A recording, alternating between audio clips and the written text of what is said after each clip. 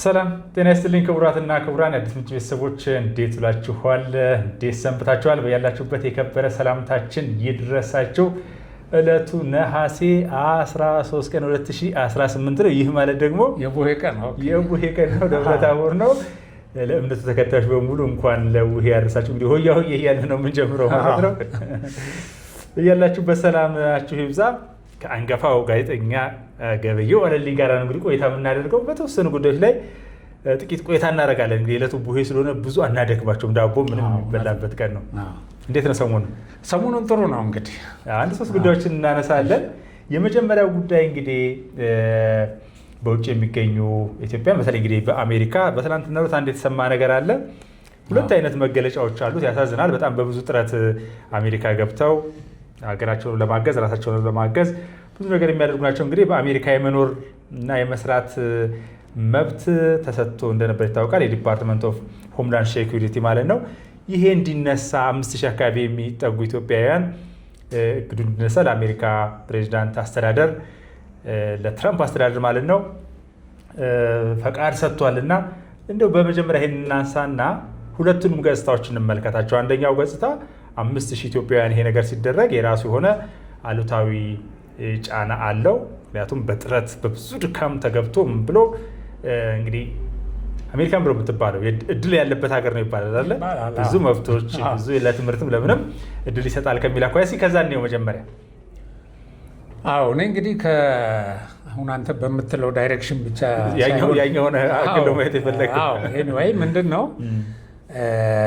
እንትኑ ለቃችሁ ውጡ ካልሆነ ዲፖርት እናደርጋቸዋለን ነው የተባለው።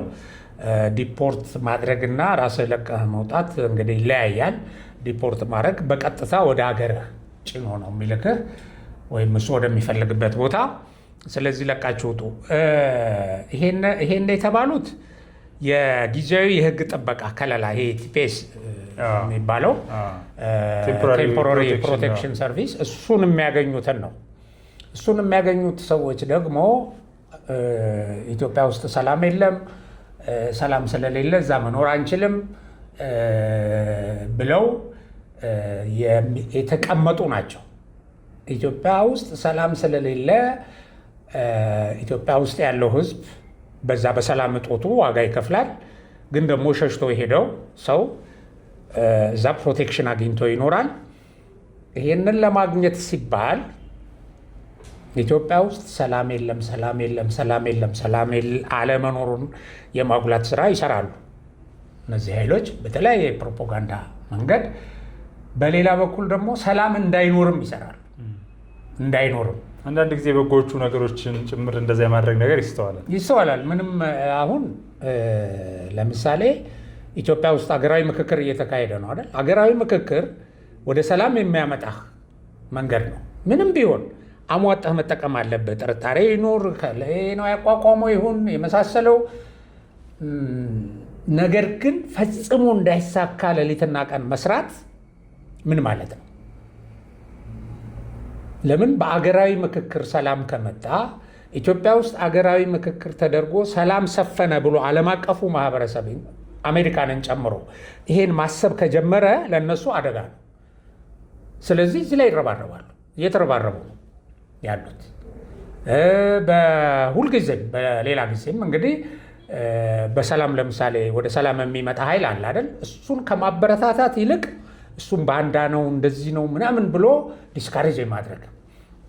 መንግስት የሰላም ጥሪ ሲያደርግ በፍጹም ከስልጣን ካልወረደ በስተቀር የአብይ መንግስት ካልወደቀ በስተቀር ብለህ እሺ በቃ እኔ ልውደቅ የሚል መንግስት አዚፍ እንዳለ ማለት ነው። ባይዘው የህዝብ ውክልናው የኔ መንግስት ነው የሚለው ህዝብ እንግዲህ ብዙ ነው። ግን ከዚህ ሁሉ በላይ የለም እሱ ይልቀቅና ነው ሰላም የሚመጣው እያሉ ሰዎችን ለጦርነት ማበረታታት፣ ስለ ጦርነቱ የተሳሳተ ትንታኔ እየሰጡ የተሳሳተ ትንታኔ። ማንም አሁን የኢትዮጵያን መከላከያ ሰራዊት ሊያሸንፍ የሚችል ሽፍታ የለም በአሁኑ ሰዓት ኢትዮጵያ ውስጥ። ግን ታሸንፋለህ እያሉ ጽምዶ የመሳሰለው እያሉ ጽምዶ የምትለው ቁጥር ይሄ የብዙ የ3 የ4 የሽፍታ ቡድን ጽምዶ እኮ ከ100 ሚሊዮን እንበለውና እነሱ 20 ሚሊዮን እንኳን እሺ ደጋፊና የታጠቀ ይኖራቸው ከ100 ሚሊዮን ህዝብ እኮ ድጋፍ ያለው ከ100 ሚሊዮን የሚቀዳ ህዝብን እያወዳደረ በጣም ግዙፍ ሰራዊት ይህን እናሸንፋለን የሚል ካልኩሌሽን እየሰሩ ሰዎችን ለእልቂት የሚዳርጉ ሁለት ነገር ነው የሚሰሩት። ይኸውልህ ሰዎችን ወደማያሸንፉ ጦርነት እየነዷቸው ጦርነት እንዳታቆሙ አደራቸውን እያሉ ወደ ሰላም እንዳትመጡ እያሉ እንዲሞቱ ያደርጓቸዋል። እንዲሞቱ ከማይችሉት ኃይል ጋር እየተጋፈጡ ለነሱ ፕሮቴክሽን ማግኘት፣ ለነሱ ግሪን ካርድ ማግኘት፣ ለነሱ የተሻለ ኑሮ፣ ለነሱ ሳንቲም ማግኘት በሌላ በኩል። ሁለተኛ ደግሞ ሀገሪቱ ሰላም እንዳታገኝ ይሰራሉ። እንደዚህ አይነት ነገር በውጭ ተከልሎ የሀገርን ሰላም የሚያወቁ ኃይሎችን እየያዘ የሚያባረር መንግስት ቢኖር ኢትዮጵያ ውስጥ ሰላም ይኖራል። ባይዘው የችግራችን በእኔ እንትን ይሄ ነው የችግራችን ምንጭ ሁሉ የሰላም ማጣታችን ምንጭ እነዚህ ሰዎች ናቸው። ኢንዲቪዥዋልስ እኮ አምጥተን አሁን በሀሳብ ብናያቸው ትናንት እዚህ መንግስት ውስጥ ሲያሩ የነበሩ ሰዎች ሄደው በቃ ዋነኛ እንትነን ይላሉ። ከፈለገ ኃይል ጋር ደግሞ እንሰራለን ይላሉ። እንደዚህ አይነት ነገር ስለሆነ ይሄ ነው አሁን እየተጫጫሁ ያሉት ምን ያህል ለግላቸውን የቆሙ ህሊና የሌላቸው እንደሆኑ። ለምን የነሱ እንትን ስትነካ ይጫጫሃሉ። ገባ? ግን ኢትዮጵያ ውስጥ ያለው ወጣት የሚከፍለው ዋጋ ግን አያሳስባቸውም። እና ይሄን ነው እኔ በዚህ ሰላምን በተመለከተ እውነት ለመናገር ገበየው በጣም በሚገርመኝ ሁኔታ መንግስት ለምንድን ነው ስለ ሰላም የማይነጋገረው የሰላም ጥሪ የማያደርገው የሚሉ ድምፆችን ከውጭ እንሰማለን። እዚህ ያሉትን ፖለቲካ ፓርቲዎችን ተመልክተው ከሆነ አንዳንዶቹ በተለይ እነዚህ ብሔር ፓርቲዎች አካባቢ ላይ ለምንድን ነው እውነተኛ ጥሪ የሚያደርገው ይላል። መንግስትን በተመለከተ እንግዲህ ከጠቅላይ ሚኒስትሩ ጀምሮ ርዕሰ ብሔሩ ሊሆን ይችላል የክልል መስተዳድሮች ሁል ጊዜ በሩ ክፍት ነው ግቡ ይላሉ። ብቻም ሳይሆን በዛ ጥሪ መሰረት የገቡ ሰዎች በአግባቡ እንደውም ከፍተኛ አመራር ላይ ከሸኔ አካባቢ የመጡ ሰዎች ከፍተኛ አመራር ጸጥታ ውስጥ እንዲሆኑ ተደርጓል። ከፋኖ እንደዚህ ከጽንፈኛ ፋኖ የመጡትም እንደዚሁ እየተወያዩ ነው እኮ አሁን ተወያይተው እና በሩ ተከፍቷል። በእውነት እኔ በዚህ ደረጃ ያውም ሲሰሯቸው የነበሩ ነገሮች እኮ በጣም እኮ ከባድ ናቸው። ግን ምን ይደረግ፣ ለሰላም ሲባል የማይከፈል ዋጋ የለም። ለሰላም ሲባል የሰዓት እላፊ የለውም ይባላል ለሰላም እና ያ ሲደረግ ነው የምትመለከተው። ግን በተደጋጋሚ መንግስት ሰላም የለም አንደኛ ሰላም የለም ብሎ ማሳየትና ሰላም እንዳይኖር ማድረግ የሚሰሩ ኃይሎች ስላሉ ነው አሁን ይሄ የማይሳካው።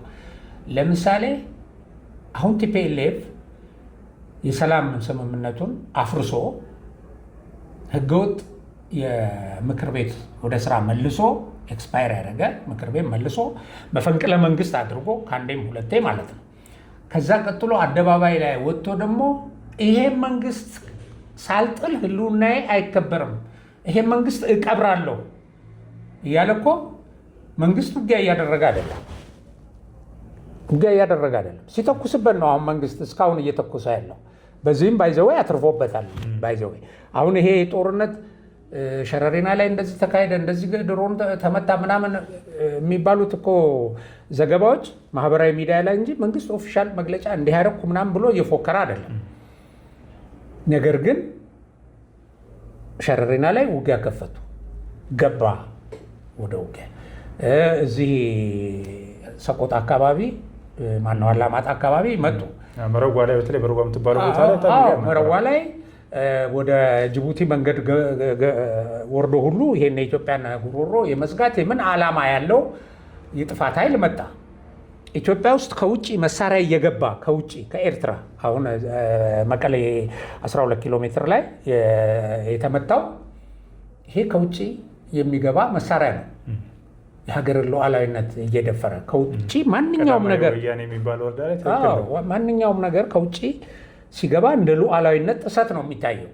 ይህ እየተደረገ ብዙ ነገሮችን በዝምታ እያለፈ ባለፈው መጥተው ሲጨፍሩ የሻዕቢያ ወታደሮች ምናምን ኮሎኔሎች፣ ጀነራሎች ገብተው ዛላምበሳ ላይ መንግስት እርምጃ አልወሰደም።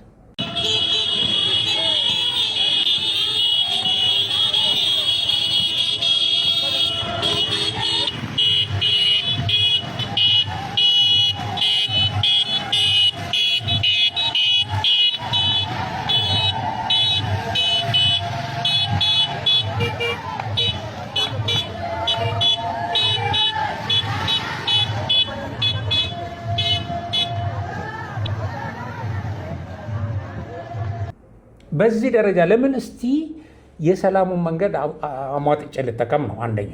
ሁለተኛ ደግሞ ዲተር እያደረገ እያሳያቸው እኔ ይሄ ያለኝ ልመታችሁ ይችላል። 12 ኪሎ ሜትር ላይ ሄዶ ሲመታው አሁን መቀሌ ላይ ያሉትን እነ ደብረጽዮን መምታት ይችላል እንደሚችል ነው የሚያሳየው አይደል? ድሮ መከላከያ ለቀናት እኮ ጉባኤ ያደርጋሉ እኮ ያደርጋሉ፣ ይታወቃል ቦታው። ግን አንዳንድ ጊዜ ትክክል ነው ብዙዎቻችን የምናስበው እስከልህ በመነሳት ለምን አይደረግም ለምን እንዳልነበር አይሆንም የሚል ነገር ነው እና ብዙም እሱን የሚለው ወገን እኮ እስከ መቼ ነው እያለቀስን የምንኖረው? እስከ መቼ ነው ይሄ ቡድን እያደማን ይሄ ውስጣዊ ሰላማችንን እያደፈረሰ የሚኖረው የሚል ትክክለኛ እንትን ነው። በነገራችን ላይ ይደረጋል መሰለህ ምናልባት በቆላማ አካባቢዎች ላይ ሙጀሌ ታውቃለህ? ሙጀሌ አመድ ውስጥ ምናምን ነው እንትን የምትለውና እንግዲህ በገጠር ውስጥ ያለፈ ሰው ያውቀዋል። ሙጀሌ ብዙውን ጊዜ ሰዎች ሲበላቸው እግራቸውን ወይም ሙጀሌ ያለበት ቦታ ላይ ያወጧትና የተወሰነ ነገር ግን ሰንኮፉ ይቀራል። ሰንኮፉ ማለት እንደ ቀዳጅት ሆኖ ውስጥ ላይ ይቀራል። ጥቂት ቆይቶ ይነሳል። ስለዚህ ባለሙያዎች አሉ። ይቀደድና እንዲወጣ ይደረጋል ሰንኮፉ። ከዛ እፎይ ትላለህ። ሙሉ ለሙሉ መውጣት አለበት ማለት እንቁላሉ የቀረው እንደዛው ነው። ብዙ ነገሮች ሰንኮፉ ካልወጣ አስቸጋሪ ይቀጥላል። የዛን አይነት ነገር ነው የሚስተዋለው። ምናልባት አሁን ባለፉት 2 ቀናት የነበረውን ጉዳይ አንዳንድ ጊዜ በድሮን ብቻ ጦርነት የሚመራ ይመስላቸው የጦርነትን ሂደት በድሮን ብቻ የተቀየረ መስሎን እናስባለን እና በህልውና ዘመቻ ወቅትም ያ የሆነ ይመስላቸዋል አንዳንድ ሰዎች። እውነት ነው፣ ውጤታማ ምቶች ተደርገዋል። እኔ ይሄኛውን የበለጠ የእግረኛው ነው የአየር ኃይሉ ነው የድሮን ነው ማለት አልፈልግም። እዛ ጉዳይ ውስጥ ወታደራዊ ባለሙያዎች ናቸው መተንተን ያለባቸው። ነገር ግን መምታት ያለብን ነገር መምታት ባለብን መሳሪያ ትመታለህ። ድሮኖቹ እንደዛ እየሰሩ ነው አሁን ብለህ መቼም የተመረጡ ኢላማዎችን ይመታሉ። ዲተርም እያደረጉ ነው። ዲተር እያደረጉ ነው። ይቅርባችሁ ይሄ አቅም አለኝም እያሉ ነው በመሰረቱ ለሚያውቅ ሰው ማለት ነው። ነገር ግን እነዚህ ሰዎች አሁን አንድ ቪዲዮ ለተመልካቾቻችን እናቀርባለን። ኤዲተሩ እንዲያቀርብ አሳስባለሁ። እዛ 12 ኪሎ ሜትር ላይ ሄዶ በድሮን ኢላማውን የሚፈልገውን ኢላማ እየመታ ይህን የሚመታ ኃይል እያለ ማለት ነው። ይሄ እግረኛውን ሜካናይዝዱን ምኑን ሳይጠቀም ማለት ነው። ያ እኮ ቢጠቀም የደቂቃ የተወሰኑ ሰዓታት ጉዳይ ነው፣ የግማሽ ቀን ጉዳይ ነው በመሰረቱ አሁን ባለው አስተላለፍ። ግን ይሄን ያህል ቁመና ያለው መንግስት የትም ቦታ በሀገሪቱ ክልል ውስጥ ተንቀሳቅሶ መምታት የሚችል ኢላማውን መምታት የሚችል ድሮን እኮ ትንሹ ነገር ነው። ሌላ የአየር ኃይል አውሮፕላኖች እኮ አሉ በመሰረቱ ትልቅ ቦምብ የሚጥሉና ብዙ ስፔስ ሊያጠፉ የሚችሉ አሉ። ነገር ግን ይሄ ባለበት ሁኔታ ይፎክራሉ። አሁንም የህወሓት እንትኖች እንቀብረዋለን እያሉ ማለት ነው። ይሄ ያለውን መንግስት ይሄ አቅም ያለውን መንግስት እንቀብራለን ይላሉ ያሉ ይፎክራሉ በአደባባይ። ክንፈዳኛው የሚባል በመሰረቱ አሁን ጀነራል ምናምን እያሉ ያቀርቡታል። እኔ ክንፈዳኛው ጀነራል ብዬ አልጠራውም። በመሰረቱ ሀገርን የዘረፈ ወራዳ ሌባ፣ የሀገሪቱን ሀብት ደግሞ የዘረፈው እኮ የኢትዮጵያ ህዝብ ለህዳሴ ግድብ ከኪሱ ዶሮ ሸጦ ቸርችሮ በተለያየ ብቻ ጦሙን አድሮ ያጠራቀመውን ገንዘብ የዘረፈ ሰው ማለት ነው። በተሳሳተ ያላቅሙ ያንን ግድብም እንሰራለን ብለው ገብተው ያልሆነ ማቴሪያል አድርገው ግንባታው ፈርሶ እንደገና ያ ተለቅሞ ነው የተሰራው። እንደዚህ አይነት ግፍ የሰራ ሌባ በምህረት ሲፈታ እንኳን እኔ ጠቅላይ ሚኒስትር አብይ ክንፈዳኛውን በመፍታታቸው በጣም ነው የማዝነው። በጣም በዛን የመሰለ የሙስና ወንጀል የተዘፈቀ ሰው ግን ወጥቶ አሁን አፍሮ መጥፋት ነው ያለበት። እሱ መታየት የለበትም፣ ህዝብ ፊት መቅረብ የለበትም። እንደ አንተ በውርደት አታፍርም እንዴ? ግን ውርደት ቀለባቸው ነው በመሰረቱ ብዙዎቹም የቲፒኤልኤፍ መሪዎች። አሁን ወጥቶ ከትናንት ወዲያ በድምፀ ወያኔ በዚህ በትግርኛ እንትን ላይ በአማርኛ ፕሮግራም ላይ እሱ በትግርኛ ነው የሚያወራው። ኢንተርቪው ያደረገው ሰውዬ ወደ አማርኛ እየተረጎመ ነው የሚያቀርበው እና ይሄንን የብልጽግና መንግስት ከማጥፋት ውጪ ምርጫ የለንም፣ ማጥፋት መቅበር አለብን ይላል። ከሌሎች የውጭ ኃይሎችም የሀገር ውስጥ ተባብረን ይላል። ይሄ መንግስት ለቀጠናው ሁሉ ስጋት ነው ይላል እና የቀጠናውን ኃይሎች ሁሉ አስተባብረን ይሄን መቅበር አለብን ይላል። ከውጭ ኃይል ጋር ተባብሬ አገሬን አጠፋለሁ፣ መንግስቴን አውርዳለሁ፣ ሀገረ መንግስቱን አፈርሳለሁ ማለት በህግ አያስጠይቅም በመሰረቱ። ኦኬ። ስለዚህ ይሄ እንደዚያ ያጠፋሃለሁ ብሎ የሚዘጋጅን ኃይል ደግሞ መንግስት ባገኘበት ቢመታው ተገቢ አይደለም። ዝኒሄ ቅሉላውን ዕግርግርን አሁን በቀጠናው ላይ ያለው ቀውስና ግርግር ከትግራይ ከኢትዮጵያ አልፎ ለጎረቤት ሀገራት በአጠቃላይ ለቀጠናው ሰላም የሚነሳም ወደ አስከፊ ቀውስ የሚዳርግ ዓላማ የያዘ ዝግጅት ነው። በጄኖሳይደሩ የአብይ አህመድ አገዛዝ እየሰራ ያለው ስራ ይህንን ቀጠናውን የህልውና ስጋት ለመከላከል የተጠናከረ ጥምረት ተጀምሯል። ጥምረቱን አጠናክረን በመቀጠል የአፍሪካ ቀንድ ቀጠናውን ወደ ለየለት ትርምስ ለማስገባት የተደረገው ዝግጅት ማምከን ብሎም ስርዓቱን መቅበር የመጨረሻው መፍትሄ መሆን አለበት። ዓመለና ዶ ንዓና ዝኸውን ኣለና ወይ በደንብ የለና የትግራይ ሰራዊት የጄኖሳይደሩን ስርዓት ለመቅበር በደንብ የተጠናከረ ቁመና ላይ ይገኛል። ሰራዊቱ የተለያዩ የትግል ምዕራፎችን የተሳተፉ ብቁ አመራሮች አሉት። ወጣቱን በትግራይ ህዝብ ላይ የታወጀው ጄኖሳይዳዊ ጦርነት በሚገርም ብቃትና ጽናት የሚመክት ወጣት ነው። ሰራዊቱ በሎጂስቲክም በጣም ተጠናክሯል። የትግራይ ህዝብ በመከራም በአስቸጋሪ ጊዜ ነገሮቹን ተቋቁሞ ደጀን በመሆን ለድል የማብቃት ተደጋጋሚ ተሞክሮ ያለው በመሆኑ እንደ ህዝብም የተሟላ አቅም አለን።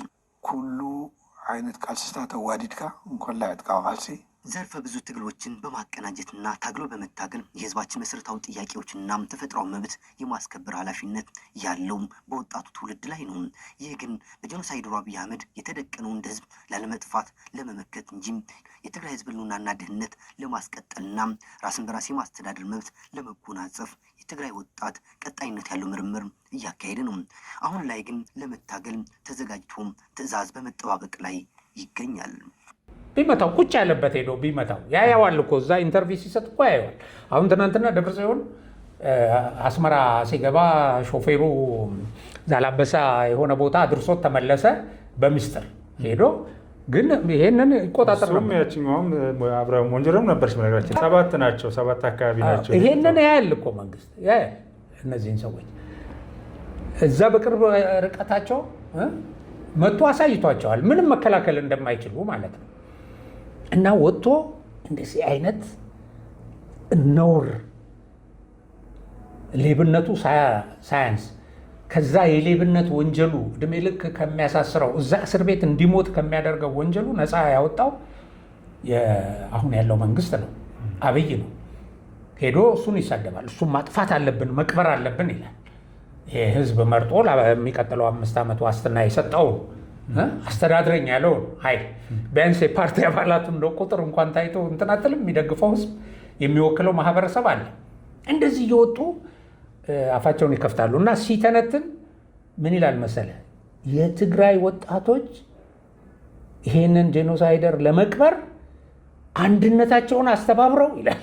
አሁን ያው ድምፁን እዛ እንትን ላይ ይሰሙታል ተመልካቾቻችን። አንድነታቸውን አስተባብረው ይላል። የሰላም ኃይል የሚባል እኮ ትግራይ ውስጥ ተቋቁሞ ቲፒኤልኤፍን አጠፋለሁ የሚል አለ። ቲፒኤልኤፍ በፍጹም እሱ የሚያደርገውን የእሱን እንትን አንቀበልም፣ አመራር እሱ ወደ ጦር ሜዳ እንዲያስገባን አንፈልግም ብሎ እኮ ታጣቂው ራሱ አምጾ እየጠፋ ነው። እንግዲህ መዓት የትግራይ ወጣት በየዩቱቡ በየማህበራዊ ሚዲያ ወጥቶ እየጮኸ ነው። ጸረ ቲፒኤልኤፍ አቋም እያራመደ እየሰደባቸው፣ እናንተ የሽማግሌዎች እኛ ለእናንተ ስንል አንሞትም ይላል። እንደ ክንፈ ዳኘው ላለው አይነት ለእናንተ አንሞትም እኮ እያሉት ነው። ክንፈ ግን ተባብሮ አንድ ሆኖ እንትኑን አዘጋጅቶ ምናምን ይላል። ዞሮ ዞሮ ዓላማቸው አስፈራርተው ለመደራደር ነው ዓላማቸው። ግን እንዳልተሳካ ያሳያል። ምንም ይሄን እኮ ዓለም ላይ አሁን እየፎከሩ እያቅራሩ ማን ነው የሚቀበላቸው? እየሰማ ነው አይደል? አሁን አሜሪካንንም እንዴት ነው በድሮን ስንመታ ዝም ያልከው ምናምን ይላሉ። ይሄን የእነሱም ሚዲያዎች አምነዋል። በዞር በሉ ነው ያላቸው። አሜሪካኖቹም ሌሎቹም ዓለም አቀፍ ተቋማት ኦልሬዲ ፊታቸውን አዝሮባቸዋል። አጠቃላይ የዩናይትድ ኔሽን የሴኩሪቲ ካውንስልም ይህን ጉዳይ የመረመረ በተለይ ከቅርብ ጊዜ ወዲህ ቀጠናዊ ሽብርተኝነት ሊስፋፋ ይችላል የሚል ስጋት ስላለ እየሄዱበት ነው። ከእነሱ ጋር ያሉትም ይሄ የጽምዶ ኃይል የሚባል ለምሳሌ አፋብን የተባለው የጽንፈኛ ስብስብ እንኳን ትናንትና ያወጣው መግለጫ ነበር እና ይሄ ጊዜያዊ ፖሊስ ቢሮ አመራሩ እያደረገ ያለውን ትብብር አንቀበለውም የሚል መግለጫ አወጥተዋል። መቼም ብዙ የሚገርሙ ነገሮች አሉ። መግለጫም አውጥቷል። በትናንትና ከትናንት ወዲያ ባለው ጊዜ ውስጥ በተለያዩ ቦታዎች ሙከራ አድርገው ለዚህ ለህወሓት መተላለፊያ መንገድ ለመክፈት አሁን ወደ አማራ ክልል ገብቶ ጦርነቱ አማራ ክልል እንዲሆን ነው የሚፈለገው።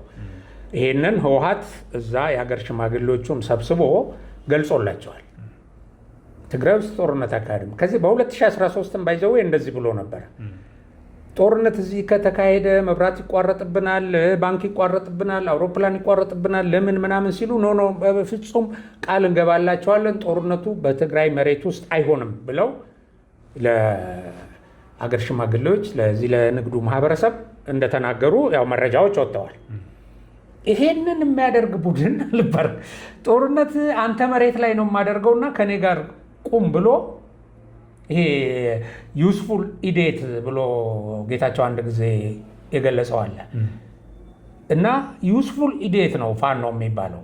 ወያኔም ባይዘው እንደዛ ነው፣ የሻዕቢያን ጦርነት ነው ተሸክመው የሚንቀሳቀሰው። ዩስፉል ኢዴት የሆነ ፋኖ እነዘመነ ቡድን ባይዘው ጥቂቶች ናቸው ይሄንን እየወጡ የሚያሽከረክሩት ያሉት። እንደዚህ አድርጎ መንገድ እየመራ የአማራ ወጣት መስዋዕት ከፍሎ በሱ መስዋዕትነት አልፎ እንደገና ጦርነቱን አማራ መሬት ላይ የማድረግ እንዲህ ሆኖ 4 ኪሎ ያደርሰኛል ብሎ ተስፋ አድርጎበት ግን 4 ኪሎ ሳይደርስ እንደሚያልቅ እንደሚሞት ለምን ቲፒኤልኤፍን ለመመከት ይሄን አያስብም። ለማንኛውም ይሄንን አሁን በዚህ በተለያየ ቦታ ቲፒኤልኤፍን ለማሳለፍ ባደረጉት ትንኮሳ መከላከያውንና የጸጥታ ኃይሉን በደቡብ ወሎም በጎጃም በጎንደርም እንደዚሁ ተመተዋል። ፋኖ በከፍተኛ ቁጥር አመራሮቹ ሁሉ ተመተው ብዙዎች ቆስለው ብዙዎች ተማርከው ብዙዎች ደግሞ ሞተው ይሄ ዜና ያው ትናንትናና ትናንት ወዲያ ወጥቷል። ይሄን የትም ቢሆን መከላከያው የጸጥታ ኃይሉ እንደተባለው ባለፈው ኤታማዦሩ ተናግረዋል። እንደ ጽምዶ ተጻምዶ የሚያደርጋት እያንዳንዱ ኦፕሬሽን እንመታለን ብለዋል። በቃ እየመታ ነው መከላከያ። የሚመታው ደግሞ እነሱ የጥፋት እጃቸውን ሲዘረጉ ነው፣ እየዘረጉ እየተነኮሱት ማለት ነው። ሁለተኛ ቀጣይ ምን አደጋ ሊያስከትሉ ይችላሉ ብሎ ካልኩሌት አድርጎ ነው የሚመታቸው እና ይሄን እየተደረጉ ያሉበት ሁኔታ ነው። ግን ይለፈልፋሉ እንዳልኩ። ይሄንን በማድረጉ ደግሞ የኢትዮጵያ መንግስት ባይዘው የምታበዝምታ ነው። በ2015 የመጨረሻው ውጊያ የምታበዝምታ ነበር። ምክንያቱም አቅምን ካጠራቀ እንትን ካልክ በኋላ ነው ይሆን ያለ የደቡብ ወደ ዞን ተንታን የተመለከትን እንደሆነ እኮ ይሄ ኪዳነ ምሕረትና ማሻ በተባለ ቦታ ላይ 11ኛ እዝ ክፍለ ጦሮች ናቸው። በጣም በተደራጀ ልክ አሁን እንዳልከው ወታደራዊ መሐንዲሶቹ አሉ፣ ስራውን ተሰርቷል ምናምን ብሏል። መረጃም አለ። ቁጥሩ ስትመለከት 76 የጽንፈኛ ቡድን አባላት ናቸው የተመቱት፣ እንደዚሁ 56 ደግሞ የቆሰሉ ናቸው። እንግዲህ አመራሮች የሚባሉ ምክትል ኮር አዛዥ የተባለው ጌታቸው ዋሴ እንግዲህ አሉ ከሚባሉት ማለት ነው። ሲታከም እንትን ውስጥ ሲቪል ለብሶ ሲታከም በመረጃ ተደርሶበት ያው በቁጥጥር ስር ሆኖ እየታከመ ነው። ምርኮኛም ቢሆን ይታከማል፣ ግን በቁጥጥር ስር ሆኖ ትክክል።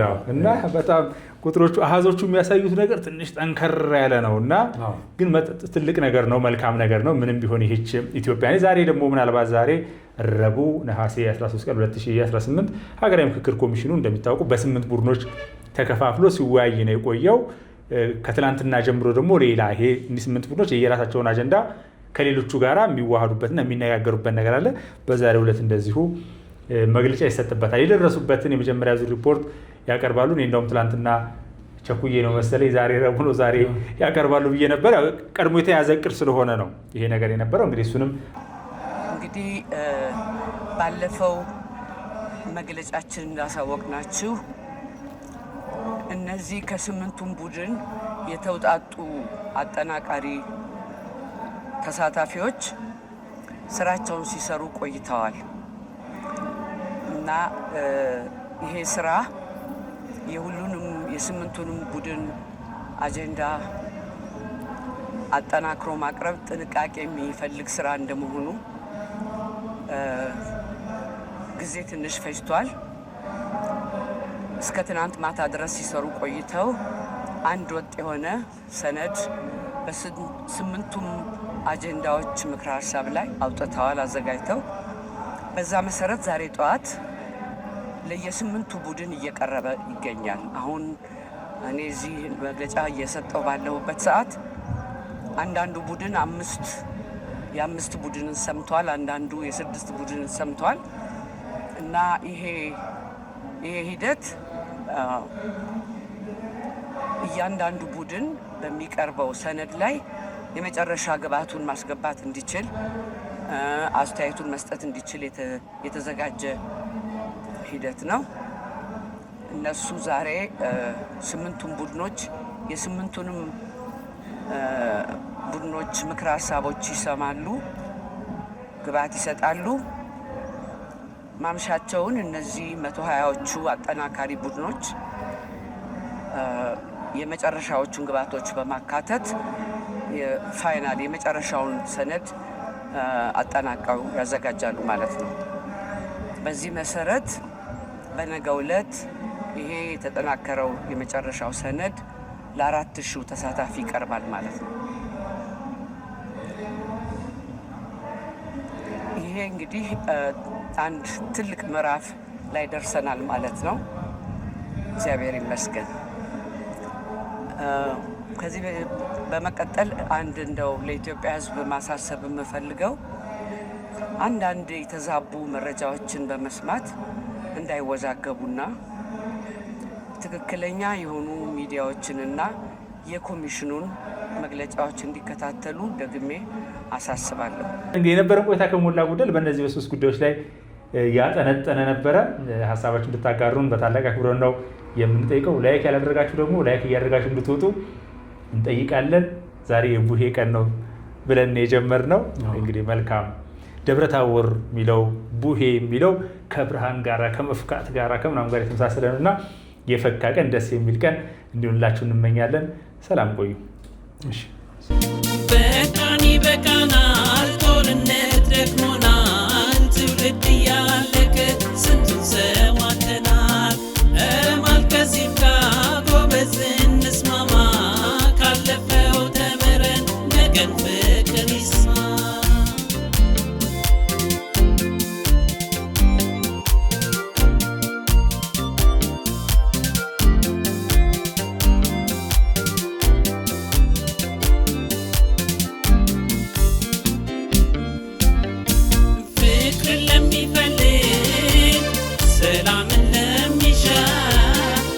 ጥላቻን ስቃይ ህመሙን ማርከሻ ለትውልድ እንዲቀር ሆኖ ማስታወሻ አንድነት ብቻ ነው ልዩነትን መርሻ። ትጣራለች ሀገራ ይቁማለች መሞት ሁሉም በዚህ ይብቃና ማየት ነው ወደፊት በትላንት ምን አገዳደለን ጥለን ለምንሄደዋ ላንኖር ለዘላለም።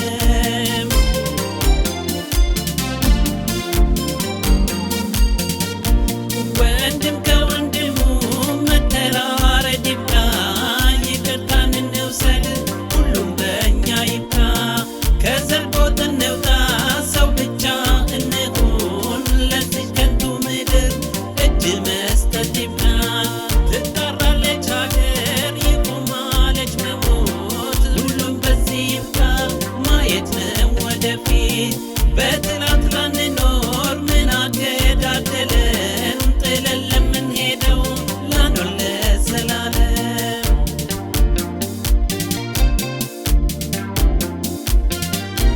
መረዳዳት መተሳሰብ ለሀገራችን ለሕዝባችን አንድነታችን ህብረታችን ይሁን ቅድሚያ መመሪያችን።